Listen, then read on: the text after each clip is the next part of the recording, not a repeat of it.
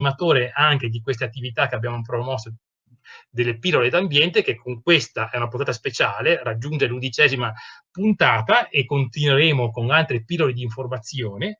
Quindi lascio la parola a Marino Zamboni per raccontare, ecco, l'importanza di condividere, questo è il tema diciamo, del suo intervento, l'importanza di condividere l'esperienza di tutela ambientale. Prego Marino, hai tu la parola. Grazie Alessandro. Anzitutto provo a condividere lo schermo, vediamo se mi riesce. E se non mi riesce passo immediatamente al parlato. Ecco, si vede l'immagine? Sì, si vede un pochino, sì. Perfetto. Non so se questa immagine poi scorre.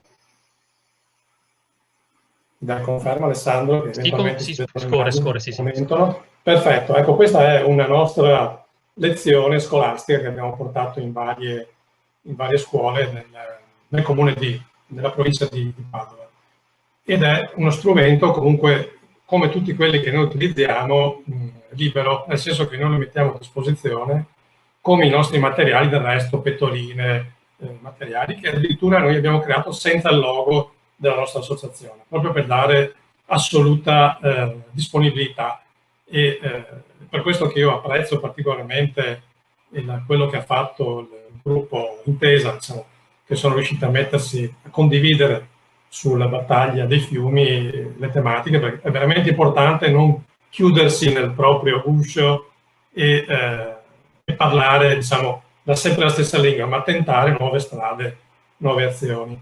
Ecco, questo è un esempio. Noi siamo nati come associazione circa 10 anni fa sul tema del rischio idrogeologico, per cui è questo che tentiamo di dare come informazioni ai cittadini, alle istituzioni, con raccolta di firme, con mozioni che sono state portate anche in oltre 40 amministrazioni comunali nei consigli e approvati, con dei filmati di repertorio o anche filmati che noi e testimonianza, perché abbiamo una persona che ha oltre 90 anni che è da testimone di quello che è successo nel 1976 con la grande alluvione e poi recentemente che è successo nel 2010. Poi tentiamo di dare delle informazioni di carattere generale alla cittadinanza e anche nostri filmati che dimostrano qual è il grado di criticità, quali sono le problematiche idrogeologiche dei nostri territori. Abbiamo anche creato, a seguito di un'indagine promossa da noi assieme a 15 amministrazioni comunali e le rispettive protezioni civili, quindi 9 sul fiume Brenta e 6 sul Bacchiglione, dei volantini per la cittadinanza per far capire, per far conoscere le problematiche intese come frane, come alberi che stanno cedendo, che stanno cadendo nel fiume.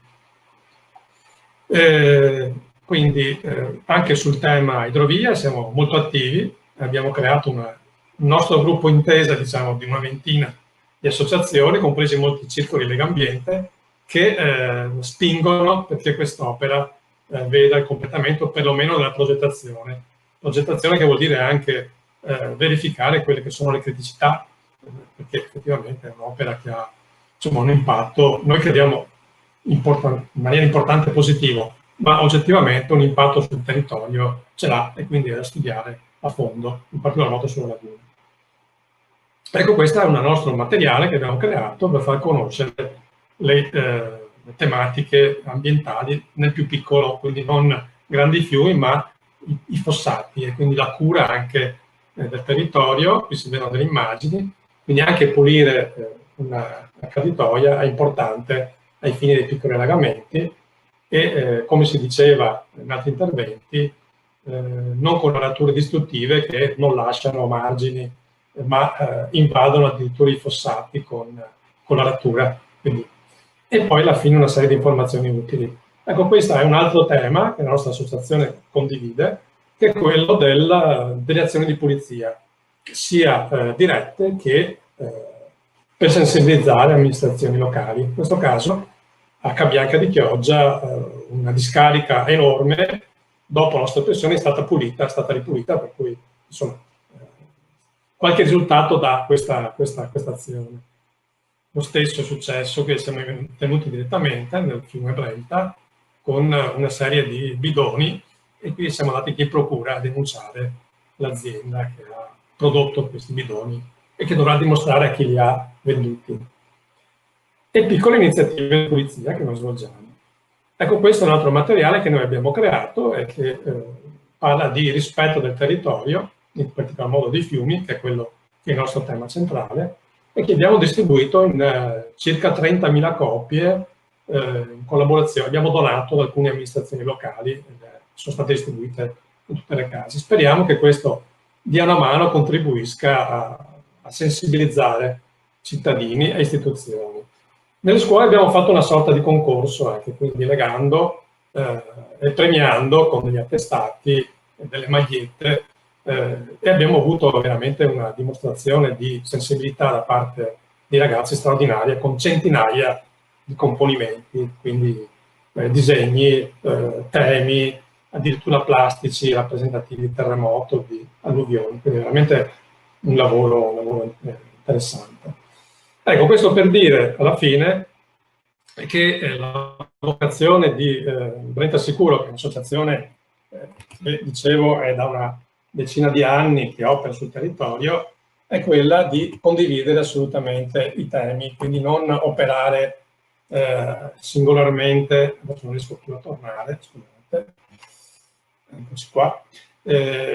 E quindi a noi interessa molto la condivisione dei temi, non muoversi in maniera separata, ma tentare sempre di dialogare con i circoli territoriali di Legambiente, con le varie associazioni di territorio, proprio perché crediamo che la causa sia comune, quindi non abbiamo noi una finalità che è lontana da quella degli altri.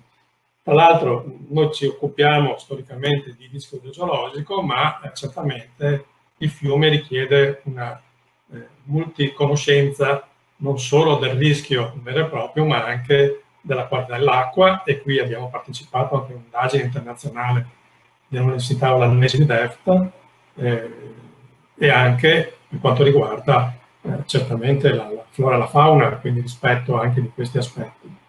Ecco, io con questo ho concluso, ovviamente onorato di partecipare a questo incontro.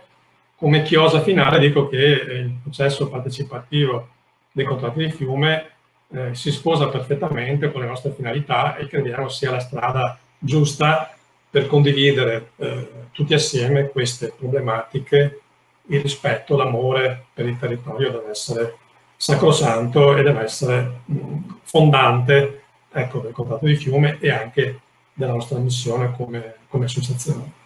Non so, Alessandro, se dico due parole finali a chiusura della serata, vuoi fare tu? Sì, no, concludi pure tu, ecco Marino, io saluto tutti quanti e do appuntamento a tutti quanti alle prossime.